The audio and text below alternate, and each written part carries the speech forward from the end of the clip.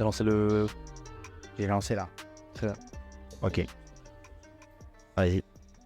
Hello Nico, Yo. merci de m'accueillir chez toi à Bordeaux pour cet épisode de Castor.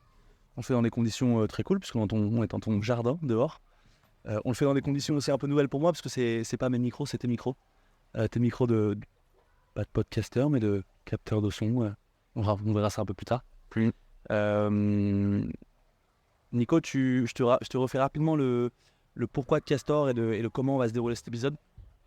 Le pourquoi de Castor, c'est venir faire découvrir des parcours et des métiers aux gens qui pourront nous écouter pour qu'ils puissent s'informer sur des parcours qu'ils ne connaîtraient pas, des métiers qu'ils ne connaîtraient pas et qu'ils puissent faire un choix derrière, eux, pour leur vie, pour leur carrière. Voilà un peu le pourquoi de Castor et le comment cet épisode va se dérouler. Tu le sais, on en a un peu parlé. J'ai envie de faire quelque chose d'un peu nouveau. J'ai envie de commencer plutôt par ton parcours, ton passé, avant d'attaquer sur ce que tu fais aujourd'hui et ce que tu projettes pour toi demain. Enfin, c'est un peu une espèce d'évolution chronologique. Donc voilà un peu comment je vois les choses. Ça te va ? Top. Trop cool. Démarrons. Ça va être un épisode atypique, je pense. Ça va être un épisode possiblement atypique. Mais tous les épisodes ont beaucoup amené. Et puis les gens s'écouteront et on va s'inspirer des choses qui leur parleront. Donc ça va être très cool. On se connaît un peu, toi et moi. On se connaît de l'IESEG. Je connais pas très bien ce que tu as fait avant l'IESEG. Si ça te va, par rapport à ton passé dans cette phase 1, est-ce que tu peux repartir de Nico Bernago? Il a quel âge il a? Il a 16 ans. Il entre au lycée. Qu'est-ce qu'il fait, Nico, quand il entre au lycée 16 ans, j'arrive lycée Montesquieu à Bordeaux. Je pars du privé pour aller dans le public. Je sais pas trop ce que je veux faire. Je suis jeune, un peu hyperactif, intéressé par le sport beaucoup, la musique, les copains et le lien avec les gens toujours, dès le début. Et depuis le début, mon parcours jusqu'à aujourd'hui, ça a été de pas me fermer de porte. Souvent, quand tu sais pas ce que tu veux faire, on me dit te ferme pas de porte. Donc, comme j'avais un esprit plutôt pratique mais pas très scientifique, je suis allé en ES. J'ai passé le bac normal et je suis allé en école de commerce parce que c'était encore une fois ce qui, en prenant le moins de risques, me fermait le moins de portes. Donc j'ai passé des concours et je suis arrivé à l'IESEG. J'avoue que ça me paraît très très loin et ça me paraît très très jeune pour faire des choix aussi importants de vie, même encore aujourd'hui, quoi. Parce que l'IESEG, si on met une date, donc 2013. c'est 2013. Entrée 2013 à l'IESEG, j'ai 18 ans. C'est il y a 11 ans. Ouais. C'est il y a 11 ans. L'IESEG, c'était il y a 11 ans, en 2024. Ouais, donc ça fait un petit moment que tu avais démarré ton école de commerce. Sachant que c'est une école de commerce en 5 ans. 2013-2018. Ouais. Ça fait l'IESEG. Et là, en fait, moi, c'est toujours le prisme du lien à l'autre, du contact facile avec les gens. Et on m'a toujours... j'avais un truc avec commercial, j'aimais pas trop... j'avais pas envie d'être commercial. Et en même temps, c'était la case dans laquelle on me mettait dès le début. Je trouvais que commercial, tout le monde pouvait le faire et que c'était que du blabla et que ça avait une très mauvaise image. Et que je me reconnaissais pas souvent dans ce que je devais vendre. Donc en fait, j'ai fait tous mes stages dans l'univers du vin puisque c'était la facilité en venant de Bordeaux. Donc j'ai fait premier stage ouvrier dans une usine de vin, après stage chez Nicolas en cave. Puis en fait, comme je restais dans le même secteur, je pouvais avoir des stages de plus en plus sympas, on va dire, dans le secteur. Et en fait, je me suis rendu compte en master, fin de mon mémoire, que j'ai fait en projet consulting pour une entreprise de Rome, que en fait, j'avais pas envie de travailler dans le monde de l'alcool et que j'avais pas envie que ce soit ma carrière, quoi. Que je voyais les gens autour de moi qui bossaient là-dedans, que c'était beaucoup autour de l'alcool et de boire et tout ça, et que en fait j'avais envie d'avoir un impact. Si on revient avant l'IESEG, il y a des choses que tu m'as dit. Ouais. Tu disais, moi, c'était la musique, les copains. C'est la première chose que tu cites au début. Ouais. Je pense qu'on verra un peu plus tard aussi comment est-ce que tu as évolué aussi toi personnellement dans la musique et dans le lien avec les copains, le lien avec les autres. Il y a un truc que tu dis, c'est ne pas se fermer de porte. Je voulais pas me fermer de porte, j'ai fait un bac ES, j'ai fait l'IESEG, une école de commerce. Pourquoi est-ce que tu voulais pas te fermer de porte? Qu'est-ce qui fait que toi tu te dis, tu savais que la musique c'était important pour toi, tu savais que tu avais un lien aussi aux autres. Et quand même, tu as fait un non-choix en faisant bac ES et école de commerce. Ouais, c'est un peu un non-choix. C'est que j'avais peur, je pense, j'avais déjà une fibre, j'avais envie d'aller vers le journalisme à une époque, même être commentateur sportif ou ouais, travailler dans le monde de la musique, mais j'ai jamais osé aller fort dans un... Comme j'ai plein de passions et plein de centres d'intérêt, j'ai jamais osé aller fort dans l'un d'eux et de me spécialiser dès le début. Donc j'ai essayé de rester le plus large possible. Et au final, ça a été un peu un non-choix, ouais. Ce qui est aussi ma force aujourd'hui, je suis pas du genre à regretter, donc Ouais. je touche un peu à tout. Et j'ai eu cette formation d'école de commerce qui me permet là aujourd'hui de quand même avoir un esprit pratique, un peu sur la rentabilité, enfin des trucs qui serviront en tout genre, mais ouais, non. Il y a un autre truc que tu as dit, c'est les cases dans laquelle on me mettait. Ouais. Je disais la case dans laquelle on me mettait, c'était commercial à l'époque, parce que tu avais un bon rapport aux autres et que c'est ce qu'on voyait faire comme métier. Ouais. Quand tu dis la case dans laquelle on me mettait, c'est qui on?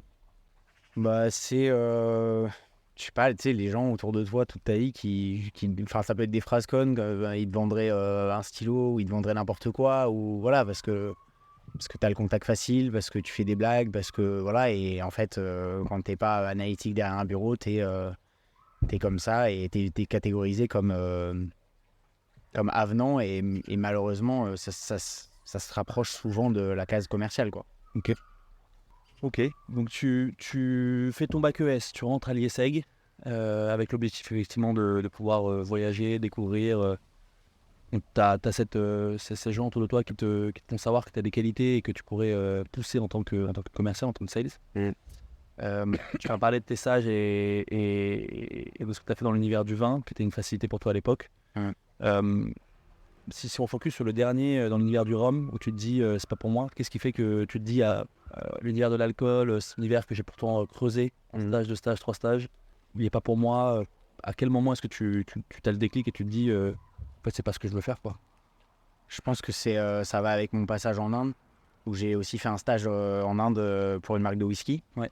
Et en fait, c'était beaucoup des salons, des gros repas. Tu fais combien de stages en tout? Tu fais un stage, donc tu fais Stage ouvrier dans une usine de vin en première année. ouais, Stage, je bosse pour l'Euro en deuxième année en tant que vendeur pour Adidas. ok, Troisième année, je fais stage chez Nicolas en tant que gérant caviste. ouais, ok, Quatrième année, je suis en Roumanie pour un négociant qui importe des grands vins bordelais à Bucarest. Ouais. Cinquième année, je fais un stage en Inde. Enfin non, quatrième année aussi. Donc je fais 2 stages en quatrième année. Je fais un stage en Inde pour une marque de whisky qui doit m'employer après en France pour les représenter, mais au final, trop bordélique, je continue pas avec eux.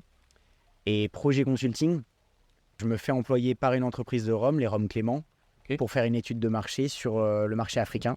Ils voulaient exporter du rhum en Afrique. Donc moi, ça me permettait de linker avec mon master de commerce international, où en fait, au fur et à mesure de l'école, je m'étais dit, je vais faire du commerce, mais j'avais envie de plus grand, j'avais envie d'étranger, j'avais envie d'autres cultures, donc j'étais en mode, vas-y, commerce international, mes 2 parents ont fait ça, sans trop faire de choix, encore une fois, je suis en mode, j'y vais et je vois ce qui se passe. Et en fait, à la fin du projet consulting, j'ai fini mes études, je me suis fait payer mon mémoire par une entreprise qui est plutôt satisfaite de ce que j'ai fait, je peux continuer facilement là-dedans, mais ça m'intéresse pas. J'ai envie de... C'est le voyage en Inde, ouais. Le switch, c'est le voyage en Inde et d'habiter dans la ville la plus polluée du monde, de voir toute cette pollution, de voir une autre facette du monde. J'ai commencé à m'intéresser beaucoup à l'écologie et à l'impact de l'homme sur la planète. Et là, j'ai eu envie de bosser dans une boîte qui avait un petit impact positif là-dedans, quoi.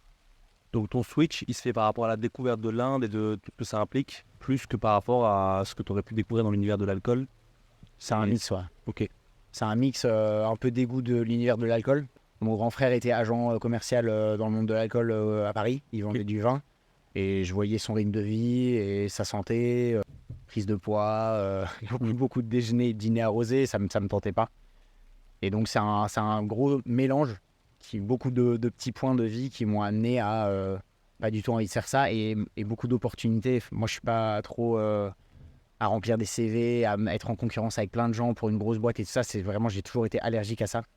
Donc j'ai toujours été plutôt en mode contact, piston, on dirait, mais tu vois, contact de rencontre de gens, à des endroits qui font que j'ai atterri là. Donc la première boîte dans laquelle j'ai travaillé, c'était ça. C'est une boîte dans l'énergie, dans l'efficacité énergétique et c'est parce que mon grand frère bossait dans la boîte, quoi. Ok. Donc on est en 5e année, tu fais ton projet consulting. Ouais. Tu sors d'Inde, tu fais ton projet consulting, tu te rends compte qu'effectivement, l'univers de l'alcool, c'est pas pour toi. Ouais. Et là, donc, tu commences à, du coup, à regarder à droite à gauche et tu finis dans la boîte de ton frère. Ouais. Enfin, la boîte de ton frère. La boîte dans laquelle mon frère bosse, ouais. Dans laquelle ton frère bosse. Raconte-nous, du coup, donc, tu finis en 5e année, tu as 23 ans, tu es presque diplômé d'un Master 2. Et là, comment est-ce que tu savais d'office que tu voulais pas envoyer des CV et des lettres de motivation, donc tu as commencé plutôt à chercher dans ton réseau, quoi. Ouais. Tu as interrogé ton entourage. J'ai toujours fait ça parce que j'ai l'impression que mon profil, comme il rentre pas trop dans une case depuis toujours, au final, parce que je suis dans la case commerciale, mais je suis plus. Enfin, c'est pour ça que j'aimais pas l'idée de commercial, c'est que j'ai l'impression d'être moteur sur des projets, de pouvoir embarquer. Enfin, C'est quoi un commercial? Qu'est-ce qu'il y a de limitant chez un commercial que tu ne retrouves pas chez ton de personnalité? commercial, pour moi, c'est plutôt on me donne un truc, tu vas le vendre. Et moi, j'ai plutôt. Ce que j'ai fait après, c'est que j'étais intrapreneur, donc j'ai plutôt une âme d'entrepreneur. J'ai de la créativité, j'ai envie d'entreprendre des projets, d'embarquer les gens avec moi, de les gérer et tout ça. Donc, ça, c'est dur de chercher du taf quand tu as ce profil-là, en fait. C'est très dur. Donc, ça s'est fait. Et la vie est vraiment bien faite à ce moment-là parce que je passe d'un master en commerce international avec un projet consulting de développement d'une entreprise à l'étranger dans l'univers du vin. Donc en fait, j'ai capitalisé toutes mes expériences sur l'univers du vin. Donc là, ça me fait peur parce que je me dis, j'ai toutes ces expériences, mais j'ai plus envie de bosser dans ça. Donc je recommence un peu à zéro dans un autre secteur qui serait l'écologie ou le développement durable. Et en fait, je fais cette rencontre de Basile, qui est un des gérants de l'entreprise dans laquelle mon frère bosse, où il y a 150 personnes et qui bosse dans l'efficacité énergétique. Et lui, il cherchait quelqu'un pour lui faire une étude de marché sur potentiellement des développements en Europe de l'entreprise. Donc c'est comme ça que donc je lui envoie mon projet consulting, qui kiffe, et il me dit bah let's go, ce serait trop cool que tu nous fasses des études des marchés européens sur comment ça fonctionne, l'efficacité énergétique en Belgique, en Allemagne, en Espagne, tout ça, et qu'on voit si on peut se lancer grâce à ton étude. Excellent. Et il t'emploie sur quel format, du coup, à ce moment-là? Là, je suis en CDD Ouais. et je suis sous la coupe d'un savant fou, Jawad Amdouche, incroyable, qui connaît toutes les lois du marché et tout ça, et qui lui est en train de créer un incubateur dans l'entreprise. D'accord. Donc là, j'ai une chance énorme, c'est que je rejoins un incubateur. En fait, je deviens intrapreneur dans cet incubateur où on est 7 avec des profils hyper différents, de data analyst à commercial à moi. Et en fait, il nous forme et il nous apprend tout ce qu'il y a à apprendre sur l'efficacité énergétique, et il nous donne des projets un peu en mode toi, tu as ces affinités-là, tu vas bosser là-dessus. Toi, tu as ces affinités-là, tu vas bosser là-dessus. Parfois à 2, parfois à 3, parfois en solitaire. Ouais. Et là, pendant 3 ans, je me régale. Je bosse sur des projets hyper intéressants, de créer un fournisseur d'électricité, à former des équipes sur qu'est-ce que le calorifugage dans les habitats collectifs, à tout apprendre sur l'énergie, sur l'efficacité énergétique. Donc comment économiser de l'énergie dans les bâtiments, que ce soit résidentiel chez Madame Michel, comme dans des énormes usines Renault avec des changements de groupe froid ou d'éclairage. L'objectif premier de l'incubateur, c'était quoi quand ils l'ont créé? C'était de développer des nouveaux projets. En fait, c'est un marché qui est en un énorme boom, où il y a énormément de concurrence. Et donc, c'était de réagir soit aux nouvelles lois, c'est un peu de décortiquer les nouvelles lois pour en faire du business. Et là, j'ai appris ce que ça pouvait être l'intérêt des lois dans le business. Pour moi, avocat, ça peut être intéressant, je pense, à l'audio, mais enfin, j'étais là en mode, ça me faisait que me réfuter et me dégoûter, toutes les lois et tout ça. Et en fait, avec ce business, j'ai appris ce que c'était que les lois, comment tu pouvais les décortiquer, jouer avec, comment ça pouvait être des opportunités business et tout ça. Donc, il y avait tout ce côté décortiquage des lois vers du business, ou décortiquage des offres des concurrents vers reproduire et former les équipes. Donc, c'était vraiment de l'intrapreneuriat en mode, t'as un projet, t'as une idée, et comment t'en sors un projet. Donc, c'est phase de test, business plan, analyse de rentabilité, formation des équipes, recrutement des équipes, trouver des bêta-testeurs clients, trouver des fournisseurs prêts à te suivre sur un projet. Enfin, c'était vraiment hyper global, hyper intéressant. Trop bonne équipe, et 3 ans là, vraiment trop cool. Donc, tu avais 3 ans dans l'incubateur. 3 ans dans l'incubateur, dans Paris Centre, avec une trop bonne équipe. Franchement, c'était hyper intéressant. Et il y a un projet qui t'a marqué plus que les autres? Ouais, c'est la fourniture d'électricité. On a créé un fournisseur d'électricité avec Carole, une de mes collègues. En gros, pour attaquer le marché de l'électricité, vu qu'on vendait des économies d'énergie, qu'on vendait à EDF, Total, Engie, des certificats d'économie d'énergie. Et ma direction voulait qu'on se lance sur la distribution d'électricité. Et du coup, on a acheté de l'électricité, on a créé un fournisseur from scratch, enfin, du début, quoi. Toutes les analyses de coûts, tout l'accompagnement, les premiers tests et tout ça. Et ça, c'était un gros projet que j'ai fait sur ma 3e année. Et c'était hyper intéressant, ouais. Hyper technique. Sachant que c'est qui les gros distributeurs d'électricité en France, si tu devais les citer? EDF, Engie, Total Energy. Tu vas sur un marché quand même. Ouais, c'est gigantesque. Par des gros. Ouais, il y a 70 acteurs en tout. Et t'en as beaucoup des gros. Et en fait, cette expérience, elle m'a appris à aller vraiment dans le détail, d'être très spécifique et très technique, ce que je pensais pas du tout pouvoir faire avant. Parce que j'étais très frivole dans le lien et tout ça, mais un peu foufou. Quand je suis arrivé à 22 ans, et à 25 ans, je suis ressorti et j'avais quand même un gros background de 3 ans d'énergie, d'efficacité énergétique, de texte de loi, de technicité, où j'avais formé des équipes, j'étais allé creuser des sujets. On m'avait laissé le temps vraiment de creuser des sujets, on m'avait appris, formé et tout ça. Donc c'était vraiment, ça m'a vraiment beaucoup apporté là-dessus, je crois. Est-ce qu'il avait un titre, ton poste? C'était intrapreneur. Intrapreneur. Ouais, c'est moi qui l'ai créé, ce titre, parce que sinon c'était genre membre de l'incubateur et tout ça. Et c'est vraiment, c'est à l'image de moi, quoi. C'est, tu rentres tellement pas dans une case que tu es dans une boîte, on me dit il faut que tu définisses ton titre parce qu'on sait même pas comment t'appeler. Mais c'était ouf parce que c'était une boîte qui donnait les clés à des jeunes comme ça, en s'en foutant de quel titre, quelle case, quoi. Et donc tu fais 3 ans, qu'est-ce qui se passe à la fin? Je fais 3 ans, il y a le Covid. Ouais. Donc tu fais 22-25, on est en quelle année? On est en 2018, 2019. En 2018, tu sors. Ah, 2021. 2021, ok, Covid. Ouais, Covid 2019, j'ai pensé, donc 2021. À la fin du Covid, je pars. D'accord, ok. Parce que changement de vision, changement de direction. Moi, je me suis fait recruter par un collège de direction de 3 jeunes de 30 ans, un avocat, un financier, un commercial qui se sont embrouillés avec le PDG et qui sont partis monter leur boîte. Et du coup, après, c'était plus tourné opportunité très business et moins vision long terme, énergie et tout ça. Et ça changeait beaucoup. Il y avait beaucoup de départs, le business changeait beaucoup et il y avait des trucs sur lesquels j'étais pas en accord. Enfin, je trouvais qu'il y avait trop le côté business et pas assez le côté impact pour moi. Et j'avais envie d'aller plus loin dans l'impact. Enfin, je commençais à découvrir un peu l'économie circulaire, l'économie sociale et solidaire et tout ça. Et j'avais un attrait pour ça. Et j'avais aussi, comme j'avais pas fait de césure, j'ai tout enchaîné. Ça faisait ça, comme je venais de Bordeaux, j'ai habité à Paris avec peu de budget pendant mes études et tout ça. J'avais envie de commencer à travailler vite. Donc j'ai fait les 5 ans d'études, les 3 ans à fond. Et après le Covid, j'ai eu un peu l'envie de voyage et l'envie d'air et l'envie de step back un peu, de me poser, de me dire ok, qu'est-ce que j'ai vraiment envie de faire parce que j'ai 25 ans, que j'ai un peu prouvé. Je pense que j'ai eu beaucoup de chance parce que j'ai prouvé assez rapidement que je pouvais valoir quelque chose sur le marché. Enfin, je me suis prouvé en tout cas. Je pense que c'est quand tu sors d'une école de commerce, même qui a coûté à tes parents, enfin, t'as l'impression de devoir un peu prouver des choses, quoi. Et j'ai eu la chance de me le prouver assez rapidement et d'avoir des parents qui m'ont toujours soutenu pour faire vraiment ce qui m'inspirait, que ce soit tout quitter ou tout continuer à fond. Donc à 25 ans, tu t'es prouvé quoi exactement? C'est quoi les adjectifs que tu poses là-dessus? Que je pouvais être compétent dans un boulot, tout simplement. Compétent, que je pouvais gagner ma vie, que je pouvais être reconnu dans une entreprise comme une valeur sûre et quali, quoi. Enfin, tu vois, d'avoir un boss qui te fait confiance, d'être mis sur des beaux projets. Voilà, c'était un gros step personnel de se dire, là, j'ai ancré quelque chose que je sais faire. Donc tu vas prendre un peu l'air, t'as 25 ans, tu vas où? Tu fais quoi? Là, je pars, je me découvre une passion pour le surf. Je me redécouvre une passion pour le surf.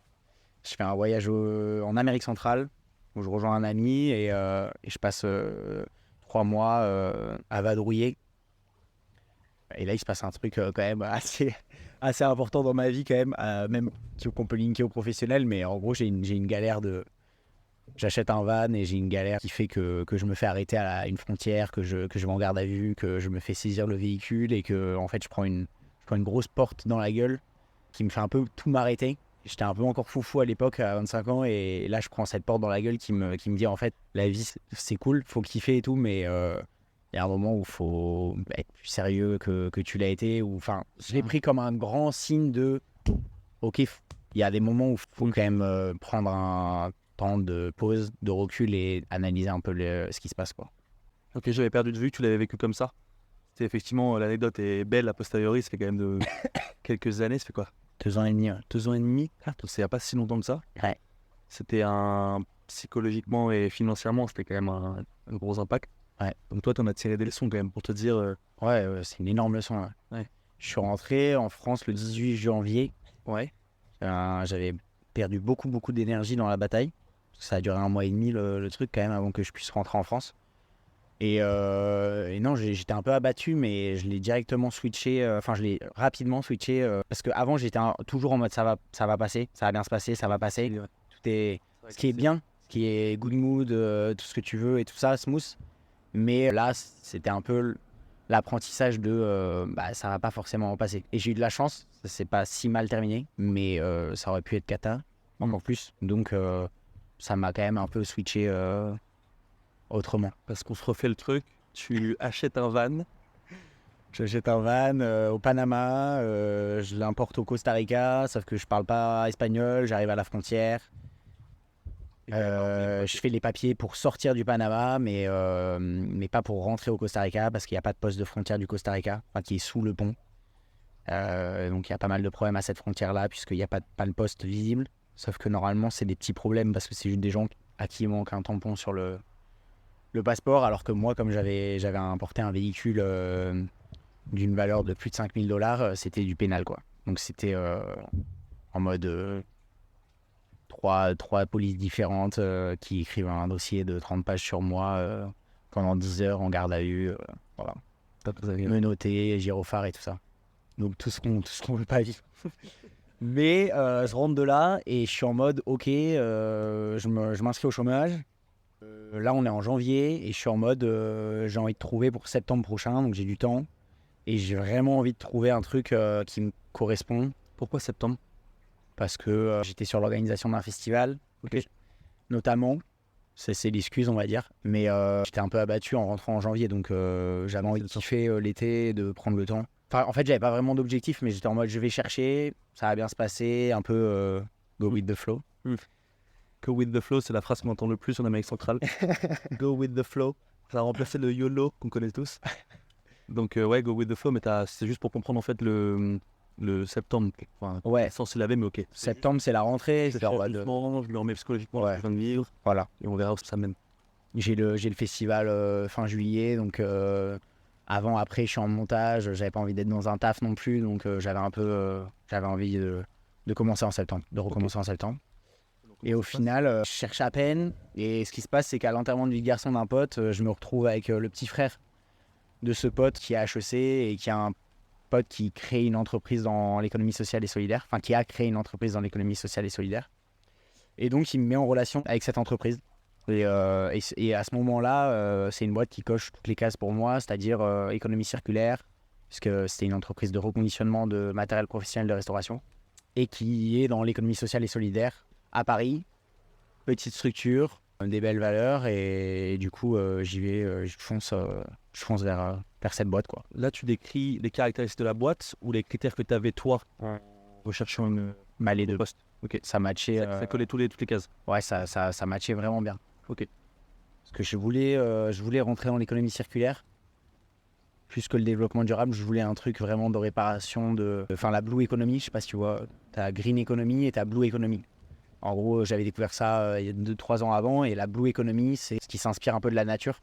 Et dans la nature, il y a 0 déchet, donc c'est vraiment circulaire. La blue economy, c'est l'économie circulaire en gros. D'accord. VS, la green economy, qui est un peu faire pareil que ce qu'on faisait avant, mais un peu green, quoi. D'accord. C'est ce que faisait ma boîte à la fin, Elio, dans laquelle je suis parti. Et du coup, je voulais aller plutôt vers la blue economy. C'est ça le principe.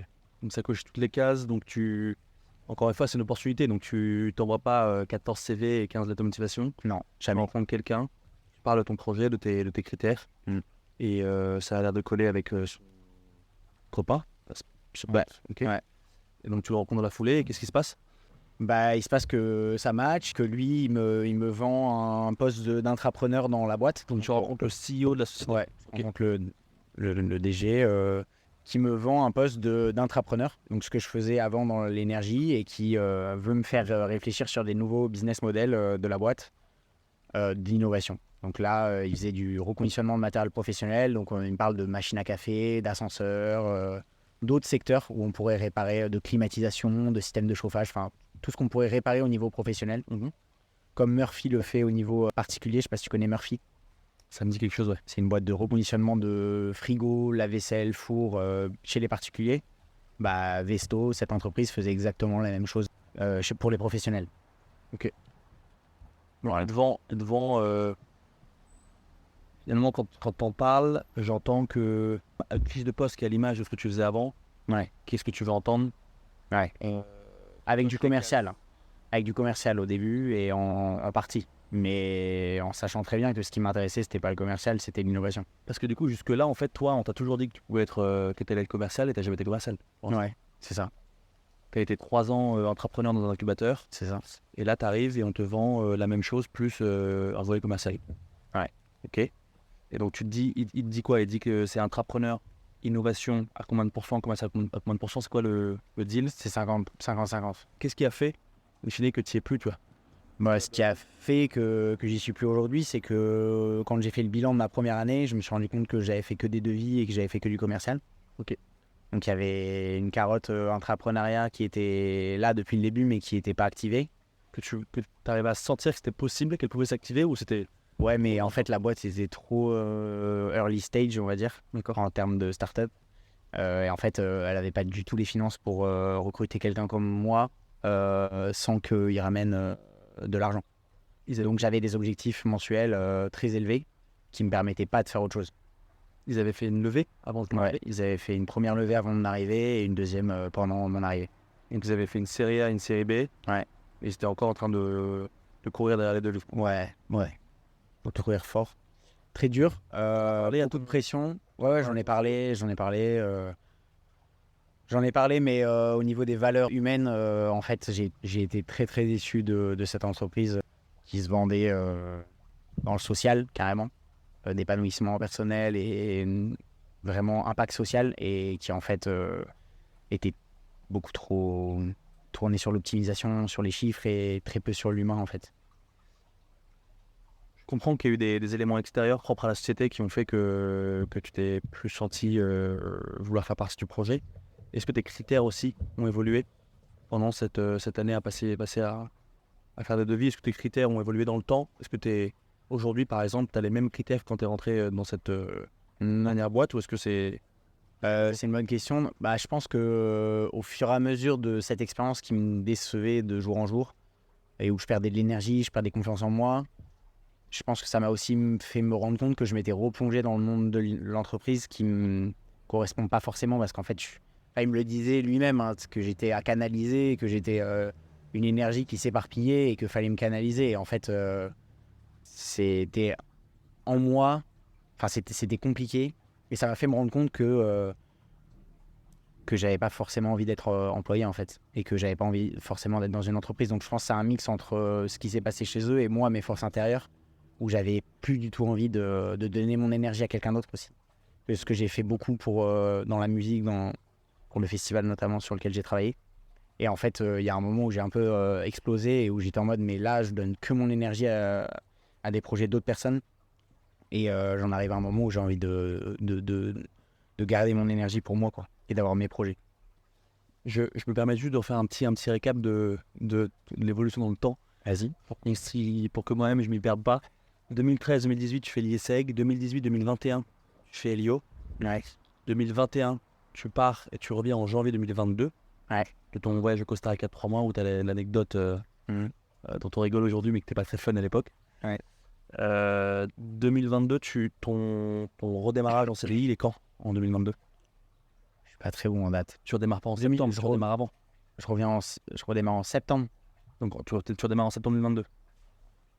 Ah, si, tu fais... Septembre 2022, ouais. Ok, donc tu fais ton festival. Jusqu'à décembre 2023.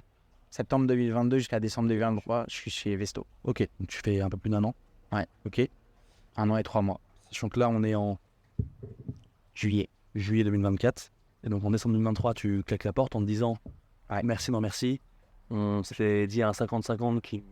Voilà. J'arrive à négocier la rupture co parce qu'il y a de leur côté pas un respect du contrat initial. Ouais. Ça a été dur, la négo. Ouais. Mais j'arrive à ressortir avec la rupture co parce que le contrat initial est pas respecté. Ouais. Bien sûr. T'as une offre dans la... Et que je me suis défoncé pendant un an à ramener du chiffre et à faire un taf de commercial que j'avais pas envie de faire. Et que c'était la moindre des choses pour moi, par respect, d'arrêter ça de manière... Enfin, en rupture co, quoi. Et on t'a toujours dit que tu allais très rapidement devenir commercial. Tu l'as fait pendant un peu plus d'1 an. T'en retiens quoi? Au-delà de l'entreprise en elle-même, du poste, du métier? Bah, je voudrais pas être trop méchant avec le taf de commercial. Enfin, c'est que j'ai fait que des devis. Enfin, j'ai fait des belles rencontres. Je suis allé voir j'ai prospecté des grands clients, des grands comptes que j'ai activés après et tout ça. Mais même pour un produit dans lequel je croyais beaucoup, en fait, je me rends compte que ça me va pas du tout. Enfin, ça me correspond pas. Je saurais pas plus l'expliquer que ça. Je trouve ça trop restricteur, quoi. Enfin, c'est très restrictif comme travail pour moi. Après, la question que je te posais par rapport à la dernière société, elle est forcément un peu biaisée par comment ça s'est passé dans cette société. Forcément, le rôle est beaucoup lié au management, c'est beaucoup lié à l'alignement de tes ambitions, les ambitions de la société, les valeurs également. Forcément, c'était pas... Et en plus, tu te rends compte que tu es bridé par... voilà, c'est un produit qui n'est pas le tien et c'est comme si tu es locataire dans l'appartement d'un autre, quoi. Tu es vendeur dans la société d'un autre. Et du coup, c'est un côté qui est un peu plus... Ouais, il y avait franc aussi, quoi, un peu bloquant. Ouais, puis il y avait une grosse pression des chiffres, il y avait un management ça peut mal se très passer. très jeune. Ça s'est très mal passé et c'était des gens qui avaient 27 ans qui avaient créé la boîte. Enfin, ils étaient plus jeunes que moi.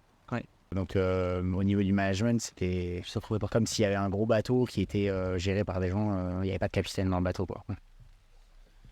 On ne se tardera pas plus que ça là-dessus. C'est juste pour comprendre l'évolution dans le temps de toi, tes critères, VS, ce que tu as pu faire, comment tu as pu te sentir. Et donc tu quittes la société en décembre 2023, c'était il y a 6 mois. Tu as une rupture co, tu fais quoi déjà, comment tu vas en décembre 2023? Qu'est-ce que tu te dis En décembre 2023, c'est dur. Je suis bien vidé. J'ai très peu confiance en moi. La confiance, elle est liée à quoi à ce moment-là? Au management. Enfin, c'était vraiment pas épanouissant, quoi. On m'a demandé de faire des choses que j'avais de moins en moins envie de faire et du coup j'étais de moins en moins bon dans ce que je faisais et du coup j'ai perdu confiance en moi, vraiment. Donc le 6 décembre, je me souviens le 2 janvier, parce que là il y a un mois, bon voilà, ça arrive vite Noël et tout ça, mais le 2 janvier, c'est après le Nouvel An, je suis à Saint-Jean-de-Luz, je suis sur un banc et là je me dis, c'était vraiment le vide. Genre là je me dis, je sais pas ce que je vais foutre. Je sais que je suis un peu dégoûté du monde de l'entreprise à ce moment-là, à cause de cette boîte. Je suis vraiment perdu, quoi. Je sais pas ce que je vais faire et je sais pas où je vais le faire. Et je sais pas comment je vais gagner ma vie. Et voilà, je me dis que j'ai la chance d'avoir le temps et que j'ai le chômage et que j'ai des passions. Donc je garde un peu la tête froide, mais je suis bien dans le vide là, à ce moment-là. Donc là, on est début janvier. Début janvier, ouais. 6 mois plus tard, en juillet. On en est où? Il s'est passé beaucoup de choses. J'ai acheté un micro l'été dernier dont je m'étais pas trop servi. C'est le micro qu'on utilise actuellement? Non, c'était un autre micro. Maintenant, j'ai évolué. J'ai acheté un nouveau micro. Mais en fait, ce micro, il m'a vraiment ouvert les yeux sur ma nature profonde. En fait, je me suis mis je voulais un micro parce que je voulais faire de la photo ou de la vidéo. Et on m'a dit pour la vidéo, il te faut du son. Du coup, il faut que tu t'achètes un micro. Et en fait, j'ai commencé à me balader avec mon micro et à capter des bruits, des sons, des moments de vie. Et en fait, je me suis rendu compte que ce mélange qui est le mien de très curieux, pas très timide et hyperactif, ça m'a amené souvent dans des nouveaux lieux avec des nouvelles personnes et vers l'inconnu, quoi, en gros. Et je me suis rendu compte que cette passion que je te disais le week-end dernier, mais qu'en entreprise, on avait qualifié comme des talents commerciaux et que mes potes qualifiaient comme un claqueur de bise en soirée, en fait, c'était ma nature profonde et on avait essayé j'ai l'impression qu'on avait essayé de me mettre dans une boîte pendant 5 ans d'école de commerce et 5 ans de start-up et qu'en fait, ma nature la plus profonde, c'était d'aller vers les gens et capter leur histoire et d'essayer de la partager, quoi. Et en fait, ce micro, il m'a permis de pousser ça, d'aller à la rencontre des gens, d'essayer de les faire parler et de faire des mix. Et donc, j'ai commencé à mixer ça, monter ça sur un logiciel et à tâtonner ça, de partager avec d'autres personnes les moments de vie que j'arrivais à créer ou à vivre par cette curiosité et cette hyperactivité et cette aussi spontanéité dans le rapport. Quand on discute, dans beaucoup de faits que tu relates, t'es quand même assez sûr de ce que t'es, des qualités que t'as. Tu réfères aussi parfois à ce qu'on te dit. Donc j'ai essentiellement que tu en parles aussi autour de toi pour avoir l'impression des autres. Si on reprend du coup cet événement de début janvier où tu te dis qu'est-ce que je fais maintenant de ma vie, tu t'y réfléchis seul. C'est seul que tu te connaissant et parce que tu te connais bien que tu es capable de gérer ce vide et d'aller de l'avant.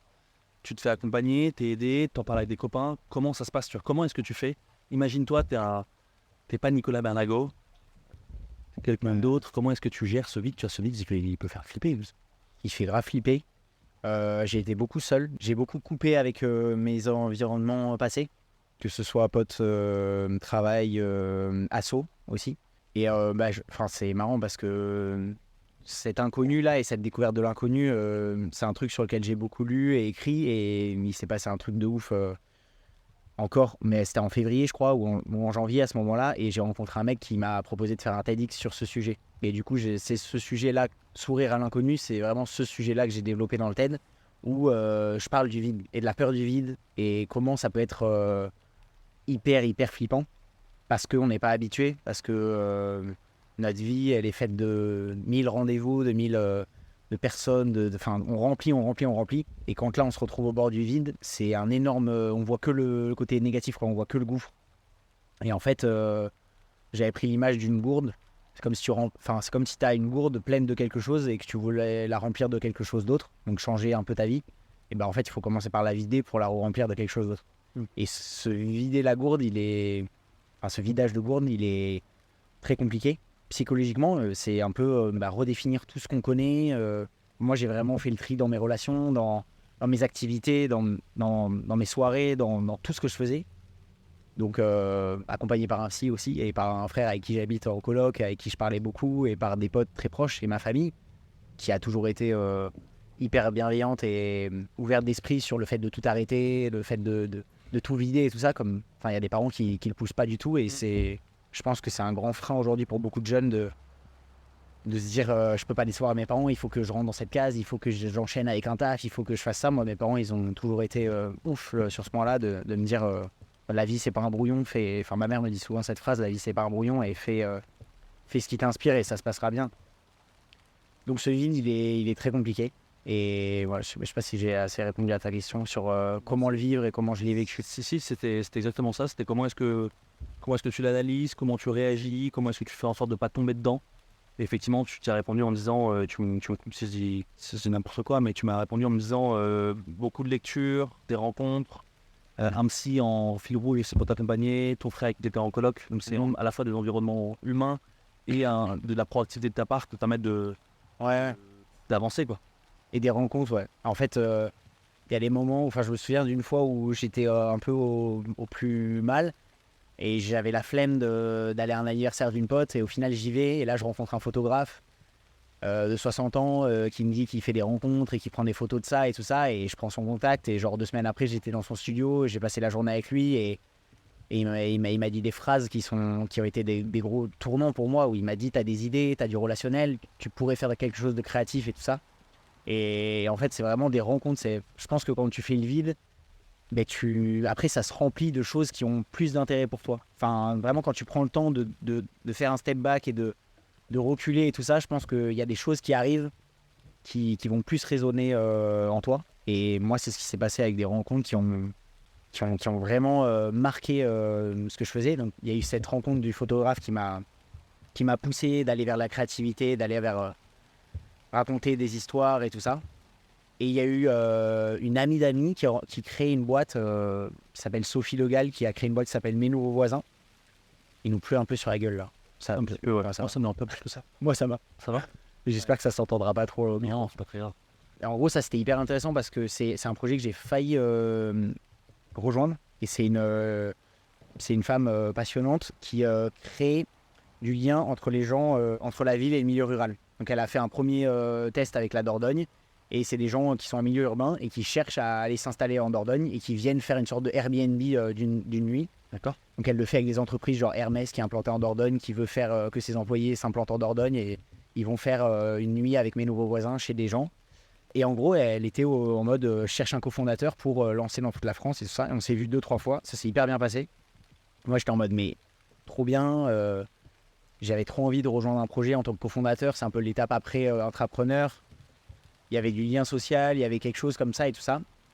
Et en fait, j'ai fait une séance de coaching avec une femme qui fait des bilans de compétences et qui m'a posé les questions hyper sharp et qui m'a fait me rendre compte qu'en fait, j'étais en train de me reprojeter dans le projet de quelqu'un d'autre et de remettre la marche en avant pour idéaliser la personne, idéaliser le projet, pour m'y mettre, parce que je ne sais pas me mettre dans quelque chose autrement qu'à 100%.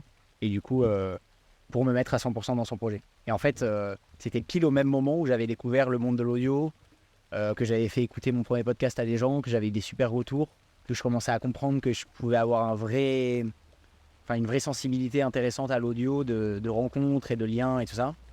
Et pile à ce moment-là, j'étais en train de me détourner totalement de ça en allant dans le projet en allant m'investir à fond dans le projet de quelqu'un d'autre.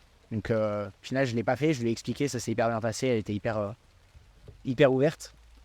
Mais c'est pour l'impact des rencontres où j'aurais pu, tu vois, aller avec elle, me mettre à fond dans son projet et totalement oublier ce que je suis en train de faire là.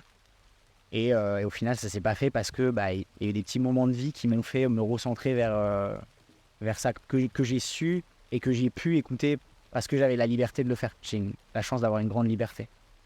Vous l'avez sorti, on est passé sur la phase 2, effectivement la phase présent.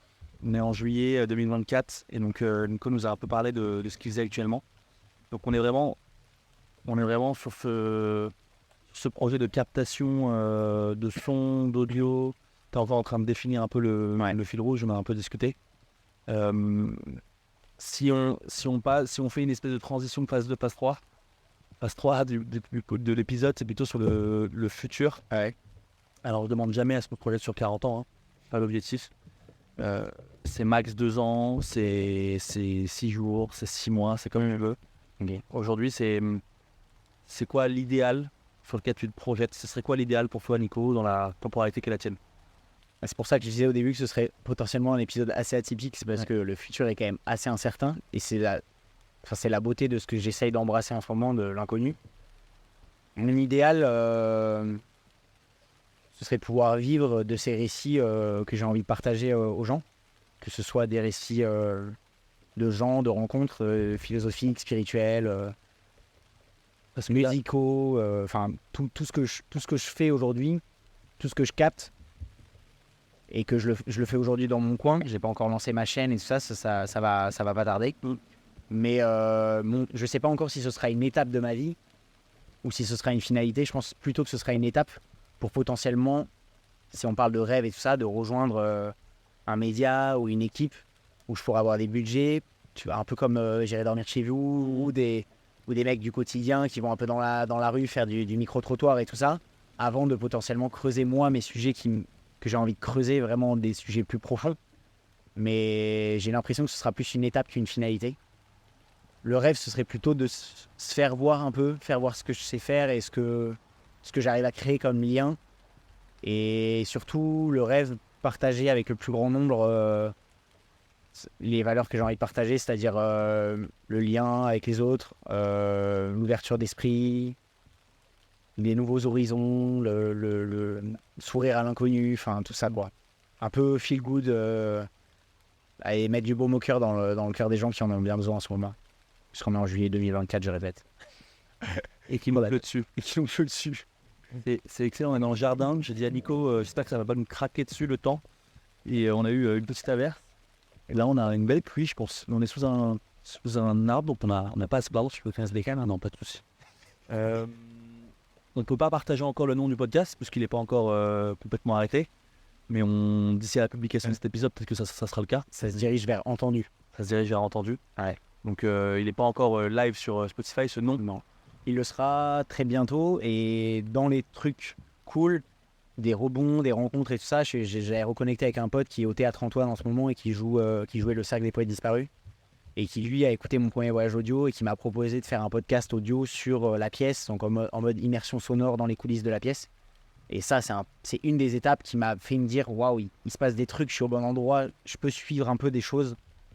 Et je pense que c'est un conseil que j'ai envie de donner à tout le monde, que quand tu essaies d'écouter au plus profond de ce pourquoi tu es fait, il y a des signaux, il y a des petites rencontres, il y a des signes qui te montrent que tu es dans le bon chemin. Et même si c'est pas tous les jours facile du tout, faut se réjouir vraiment de ces petites rencontres et de ces petits coups de pouce du destin qui te montrent que tu es dans la bonne voie. Souvent, on finit par ça, ouais. On finit par un petit mot qui pourrait être adressé aux auditeurs. J'ai pris les mots. Non, c'est bien, c'est bien. C'est bien parce qu'encore une fois, on l'a dit en préambule, mais le podcast, il est adressé, je pense, et sans trop savoir, à une population qui va de 15 à 35 ans, 40 ans, j'en sais rien, qui va être soit dans une phase d'orientation, de réorientation, dans tous les cas dans une phase de réflexion sur qui je suis, où je veux aller. Et dans toutes les étapes de ton parcours que tu as pu décrire aujourd'hui, il y a plein de points hyper positifs à aller chercher. Est-ce que les gens peuvent les creuser avec toi s'ils ont besoin? Est-ce que les gens peuvent te contacter sur LinkedIn, sur Insta, sur je ne sais quoi? Grave, oui, bien sûr. Après le TED là que j'ai fait, j'ai eu des trop beaux retours. Je l'ai fait devant des étudiants à l'Institut catholique de Paris. Ouais. Et j'ai eu des trop beaux retours de gens qui avaient vécu des...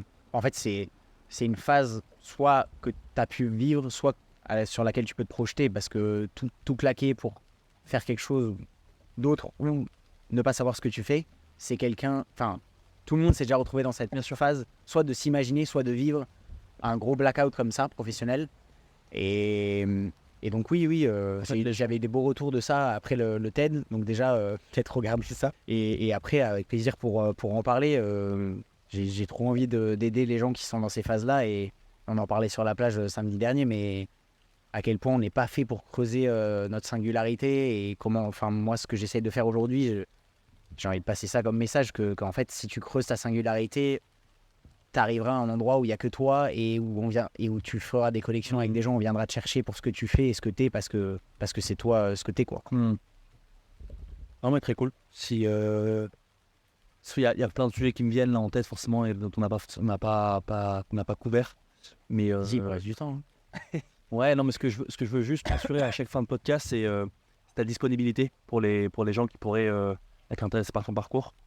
T'es quand même sur un domaine d'expertise qui est de moins en moins de niche, dans lequel les gens se dirigent, la transition écologique.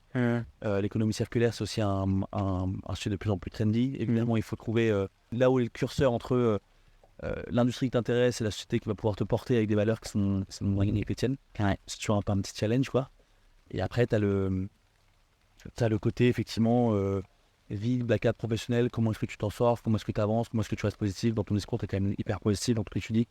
Donc je pense que ça fait plaisir à entendre et ça fera plaisir à creuser pour les gens qui en auront besoin. Ouais, c'est ça dont je m'assure à la fin, quoi. Je suis pas trop sur LinkedIn, mais Nicolas Bernago, @gmail.com. Je suis où tu mettras mes coordonnées dans la description du podcast. Mais oui, je suis disponible avec plaisir. Ouais, et puis ce podcast, tu vois, il a vocation à être à tendre vers un truc exhaustif, mais c'est impossible. Tu peux pas couvrir la vie de Nicolas Bernago, 28 ans, bientôt 29, passé, présent, futur, en étant exhaustif. Donc il y a forcément des choses qui parleront plus. Trop cool. Est-ce qu'il y a quelque chose qu'on n'a pas couvert et que tu voudrais ajouter en fin de podcast? Ça peut être non la réponse.